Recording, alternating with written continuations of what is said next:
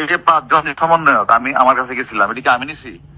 ভাই কিন্তু একটা কথা কই, সবাই বলতেছে যে এটা আমনি আজকে দেশের পরিস্থিতির জন্য আমনি দেয়, এটা জানেন? এই যে এই সমন্বয়ক গুলার রাত ধরলে নাকি এত গ্যাঞ্জাম হইতো না, এটা আওয়ামী লীগের লোকজন বলতো। সমন্বয়কে আমি এই কথাটা ক্লিয়ার করবো, এই সমন্বয়কে তো হারুন ধরে নাই। সমন্বয়কে ঊর্ধ্বতন কর্তৃপক্ষের নির্দেশে হারুনের কাছে হস্তান্তর করা হয়েছে, এটা তুমি লেখো এতে। এটা 5 জন সমন্বয়ককে যে আমনার জন্য এই দেশের অবস্থা দেয়। হ্যাঁ, আমি কি করলাম? ওই যে আমনার জন্য এই দেশে আজকে সমন্বয়করা এই যে আমি না ধরলে এগুলা করতো না, তাই বলতেছে। আরে গাদা, এই সমন্বয়ককে তো আমি সাধারণ সমন্বয়ককে আমি ধরলাম, ধরার পরে কি এনে কমিশনার, আইজি, সচিব, সরকার, প্রধানমন্ত্রী ছিল না?